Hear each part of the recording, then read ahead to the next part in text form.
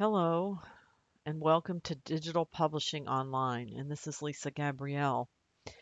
In this video, I'd like to go over some samples that I have of your first project and begin discussing with you how to get started and how to start setting up your files for the type variations project. Okay, I'm going to jump over here in InDesign. This is an InDesign class, and in this class, we'll be using InDesign almost exclusively. In addition to InDesign, you probably will be using Photoshop, and if you choose to, you can use Illustrator, but a lot of the vector art that you might need for your projects, you can create right here in InDesign. So I would say that the most popular applications for this class are going to be definitely InDesign, and secondary would be Photoshop, and then any others that you may end up using. You probably will also be using Acrobat, Adobe Acrobat, for making high quality PDFs and reviewing your high quality PDFs to make sure that they are indeed what you had set out to create in terms of a PDF. So what you're looking at on the screen here is the InDesign program opened up to a previously created student project for this type variations book. And you can see that I'm right now sitting on the cover page design of this particular book. And also, that's here, located in the center of the screen. Over here to the right is your Pages panel, and you're going to be using your Pages panel for most of what you're going to be doing in here. So become familiar with this panel. It will be a panel that you'll probably have up most of the time, at least in the first half of the class as you're working on this book.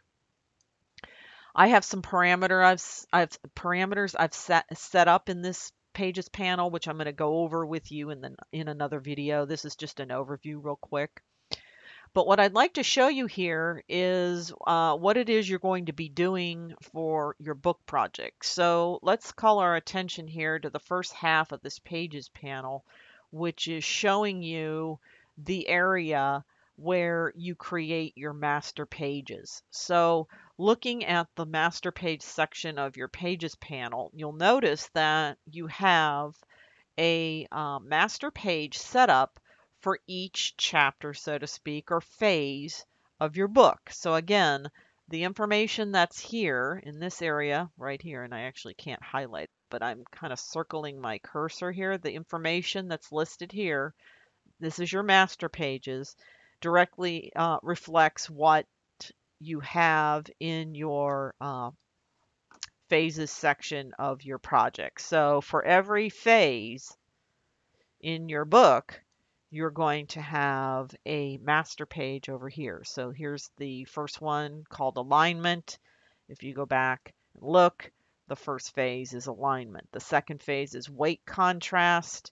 If you go over here and look, you have a master page for weight contrast. So if you're curious, well, what exactly is on that master page? If I double click that master page over here, you'll see that this has a generic design for the first chapter of my book. Okay. It also has a consistent label design, which you're going to see throughout all of the chapters of your book or phases of your book. This information is going to change per phase, of course.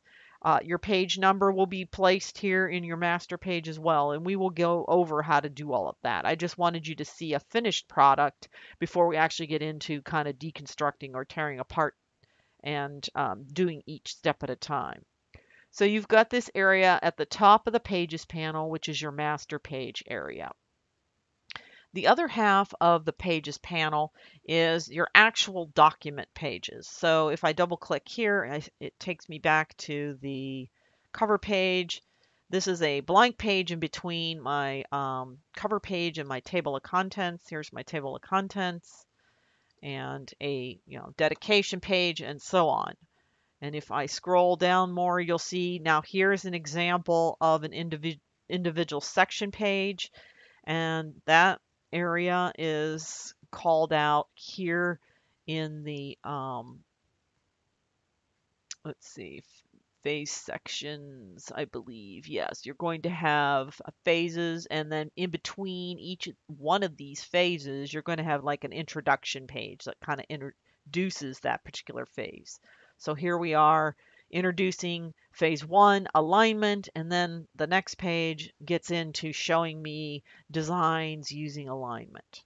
Okay, so this particular book that I'm showing you is a bit different than the one you're going to be doing. I've modified some of the criteria of the assignment, and when this student did the project, they had to do 4 pages per phase. You're only doing 3 pages per phase. Okay, so there's the 1 column, there's the 2 column, and there's the 3 column solution for this particular student's first phase. Okay. So if I scroll through here, I'm not going to go through every one of these pages, but if I scroll through here rather quickly, you'll see that this document consists of, if I scroll all the way to the end, 40 pages. And yours may end up being anywhere from 34 to 40 pages when you're completed as well. So I just wanted to give you kind of a visual of what the project looks like after it's finished so that you kind of know, okay, this is where we're going. Now let's step all the way back and let's take each step at a time to get there. Okay, so that's what this is for. Um, Also, I wanted to again refer back to these samples.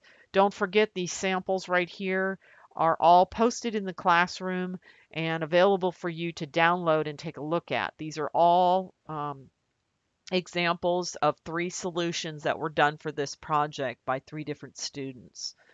And they're great resources for you to look at so that you can kind of see there's not just one way to solve this problem, but it can be solved in multiple ways. And here are 3 ways that 3 different students were able to solve the problem.